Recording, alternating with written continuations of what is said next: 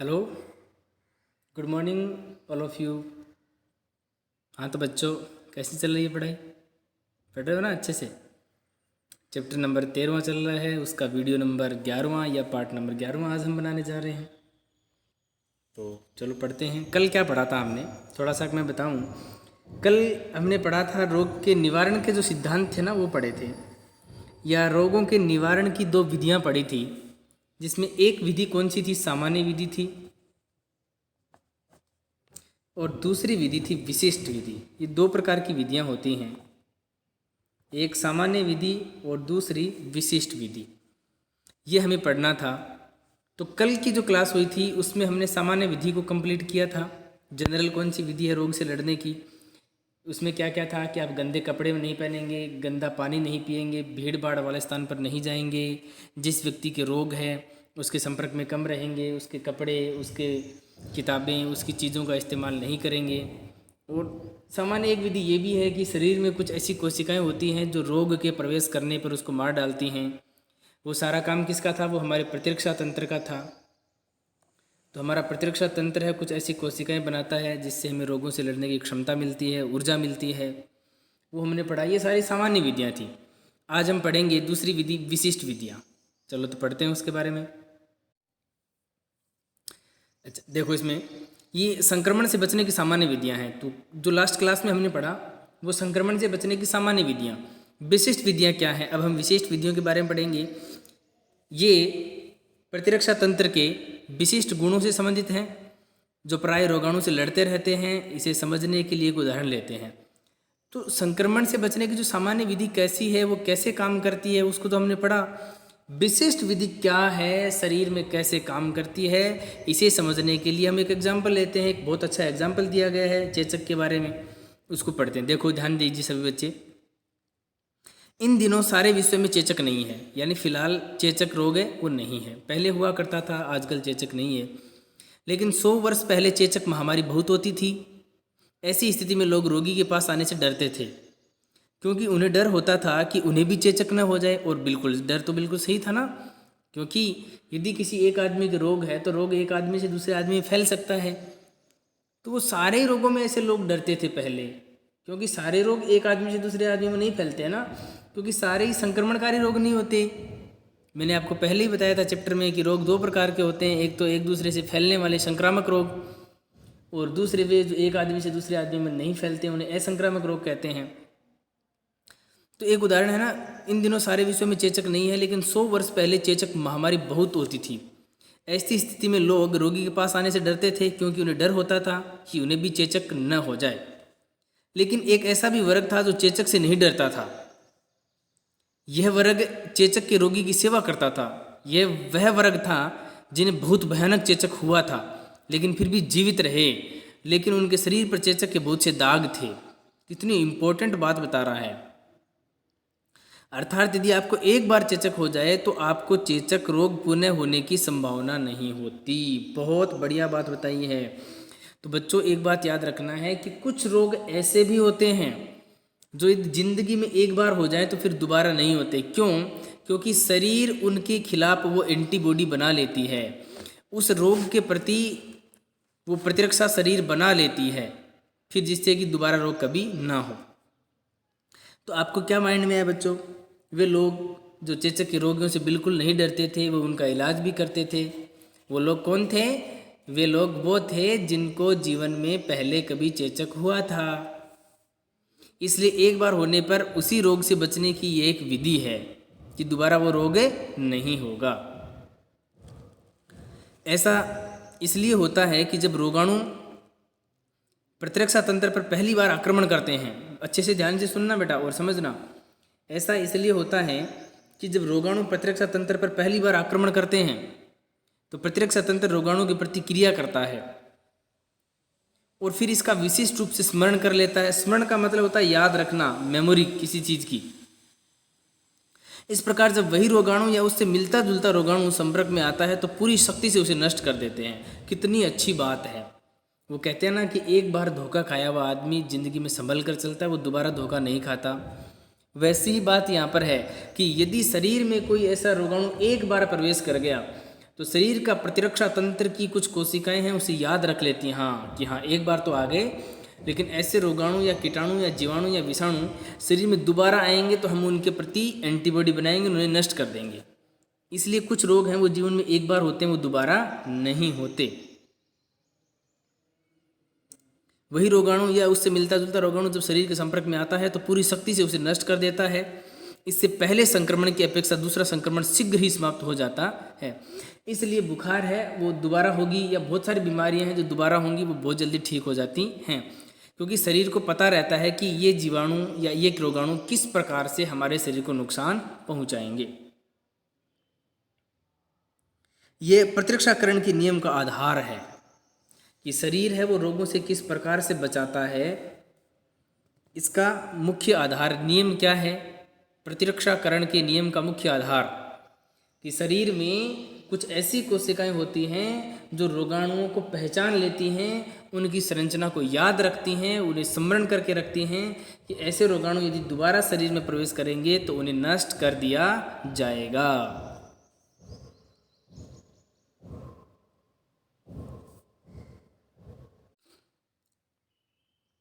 आगे देखिए, अब हम कह सकते हैं कि टीकाकरण का सामान्य नियम यह है कि शरीर में विशिष्ट संक्रमण प्रविष्ट कराकर प्रतिरक्षा तंत्र को मूर्ख बना सकते हैं।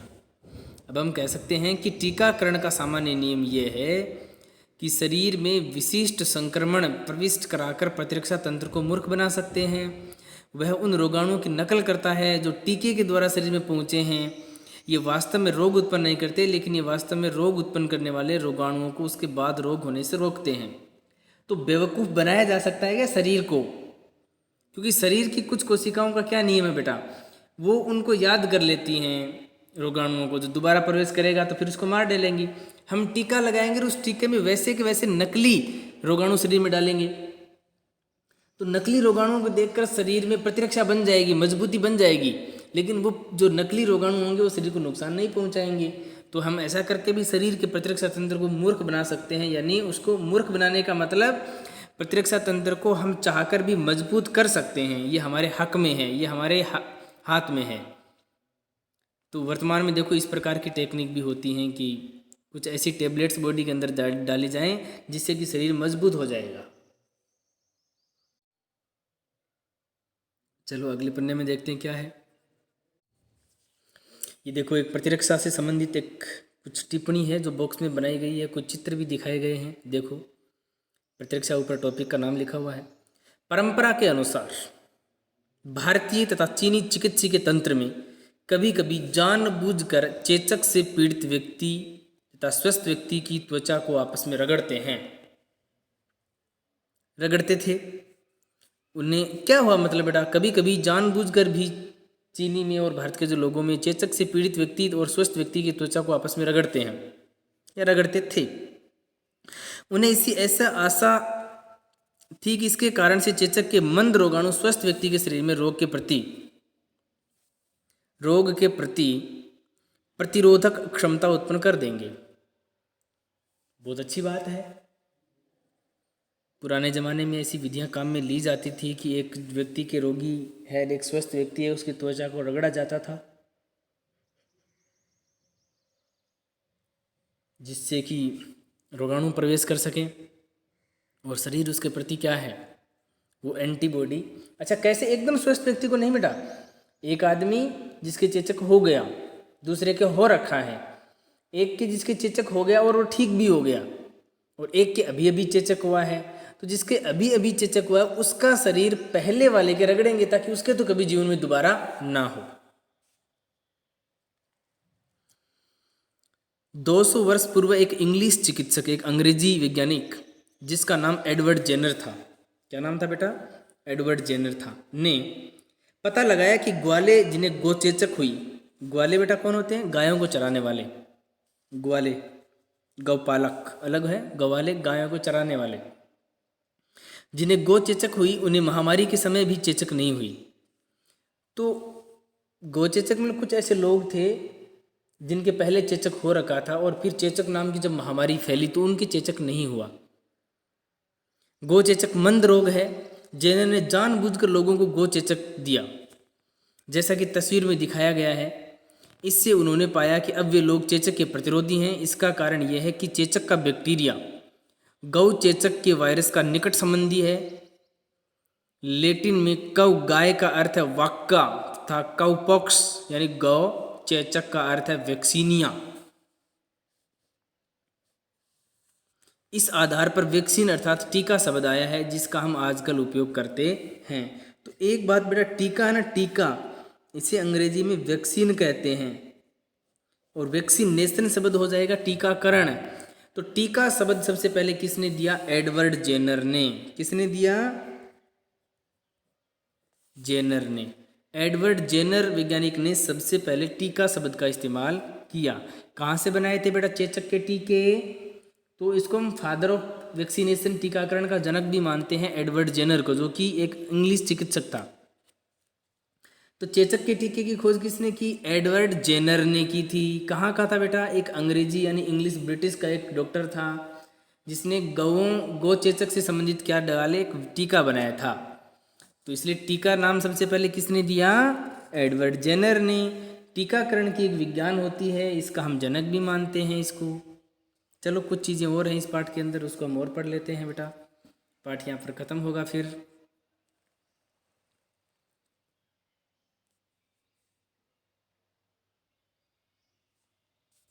ऐसे बहुत से टीके आजकल उपलब्ध हैं जो संक्रामक रोगों का निवारण करते हैं और रोग निवारण का विशिष्ट साधन प्रदान करते हैं। तो वर्तमान में टीकों की कोई कमी नहीं है। बहुत सारे प्रकार के टीके हमारे जो चिकित्सक थे, जो साइंटिस्ट थे, जो वैज्ञानिक थे, मेडिकल साइंस की जो टीम होती हैं पूरे वर्ल्ड की, पूरी दुनिया की, वो बहुत डेवलप है।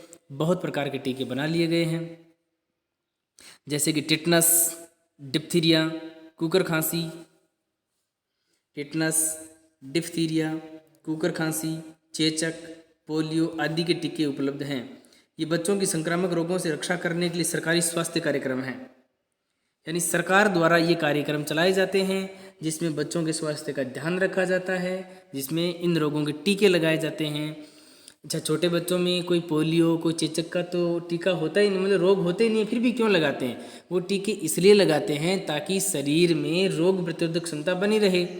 यानी जब भी कभी भविष्य में पोलियो और टिटनेस हो तो हमारे शरीर में उससे लड़ने के लिए पहले से ही क्षमता हो, इसलिए बेटा टीके लगाए जाते हैं। तो पोलियो का टीका 2 बूंद जिंदगी की, ऐसे पोलियो कार्यक्रम चलता है ना छोटे बच्चों के लिए।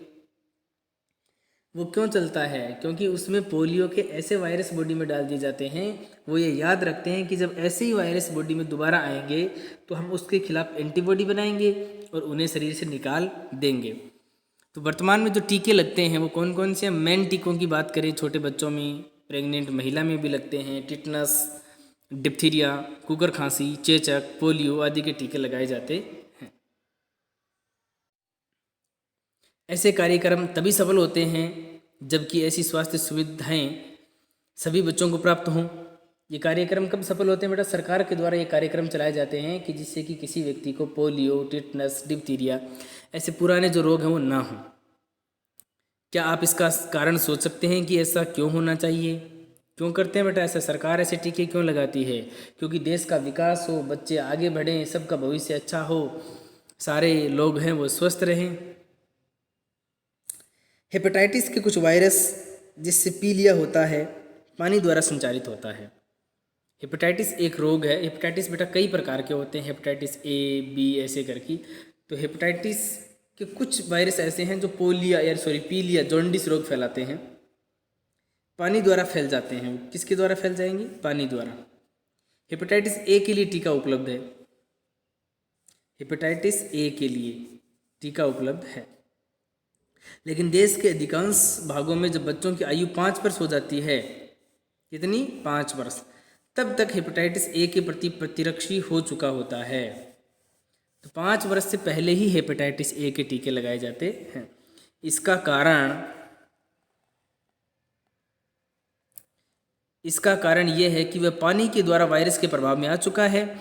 इन परिस्थितियों में क्या आप टीका लगाएंगे? बिल्कुल। देखो बेटा, कुछ चीज़ें हैं वो करनी पड़ती हैं, कुछ नियम होता है, जैसे कि क्रियाकलाप पढ़ते हैं, कुछ चीज़ें और समझने का प्रयास करेंगे। संक्रमित कुत्ता यानी कुत्ते या अन्य जंतुओं के काटने से या अन्य जंतुओं के काटने से रेबीज वायरस फैलता है। तो कुत्ते के काटने से कौन सा रोग, रेबीज वायरस फैलेगा। और कुत्ते के काटने से रोग होता है, उस रोग का नाम भी क्या है, रेबीज। मनुष्य तथा जंतु दोनों के लिए प्रति रेबीज टीके लगाए जाते हैं, उपलब्ध हैं। मनुष्य, कुछ मार्केट में ऐसे इंजेक्शन या टीके हैं जो मनुष्य के लगाएंगे तो फिर रेबीज रोग नहीं होगा, या कुत्तों के लगा देंगे तो भी उनके काटने से रेबीज रोग नहीं होगा। यानी जंतुओं के लिए भी ऐसे टीके बनाए गए हैं जिससे कि रेबीज रोग ना फैले। पता करो कि आपके आसपास पड़ोस में स्थानीय प्रशासन रेबीज के फैलने से रोकने के लिए क्या कर रहा है, क्या ये उपाय पर्याप्त हैं, यदि नहीं तो आप इसके सुधार के लिए क्या सुझाव देंगे। तो ये हमारा कर्तव्य बनता है कि हमें देखना चाहिए। चलिए कुछ क्वेश्चंस मैं आपको दिखा रहा हूँ, ये क्वेश्चन आपको देखने हैं, समझने हैं और उसके आंसर आपको खुद लिखने हैं। पहला प्रश्न, जब आप बीमार होते हैं तो आपको सुपाच्य तथा पोषण युक्त भोजन करने का परामर्श क्यों दिया जाता है, बताओ बेटा, ऐसा क्यों होता है।